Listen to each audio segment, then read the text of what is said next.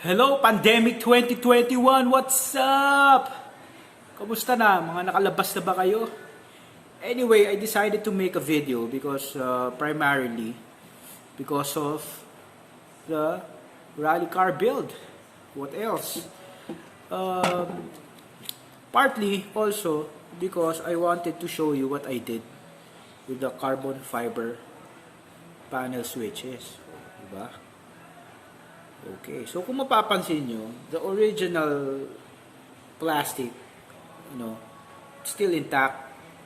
Ito ngayon, nilagyan ko ngayon ng carbon fiber na sticker. This is real carbon fiber, this one, ano. Pero kasi, yesterday, it was parang bading eh.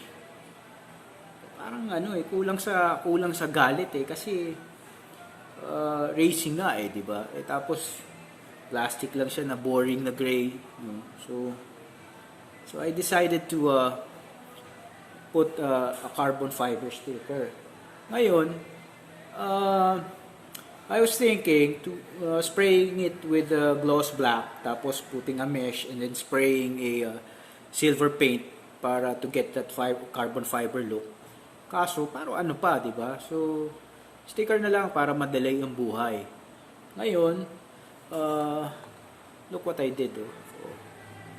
So I installed it, the switches. Tinagal ko na yung mga red plastic covers. Kasi this will be for the driving lamps and the pencil lamps. Tsaka ito high beam, mga high beam yan, left and right.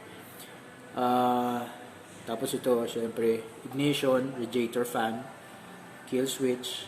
Ngayon, ang gagawin ko na lang with this, yung aircon, I'll just put Dymo labels on it, di ba? Para to keep with the theme of racing and using that magical Dymo label device, di ba? So, we'll do that here. Unfortunately, naubusan na pala ako nung Dymo tape. Anyway, so this is it. Ganyan na itsura niya ngayon. O nga pala, I'll show you the underside. This one, I reinforced it with also with carbon fiber. So plano ko lalagyan ko pa siya dito and pababa. Kasi when you push the start button here, medyo matigas siya. Medyo ramdam mo na-flex yung carbon fiber. Wala kasi siyang reinforcement dito. So, meron pa akong in-order na carbon fiber from LZD Racing. By the way, buti meron sila mga carbon fiber. Yan. So, in-order ko rin yan doon. So, yun na secret natin. So, umorder pa ako ng extra, kaya gagawa pa tayo dito. And I used another Chinese product. Biruin mo yan. This one, itong epoxy, hahaluin mo rin yan. Yung usual. I bought it from Mr. DIY. This is just less than 50 pesos, but it does miracles. Like this one,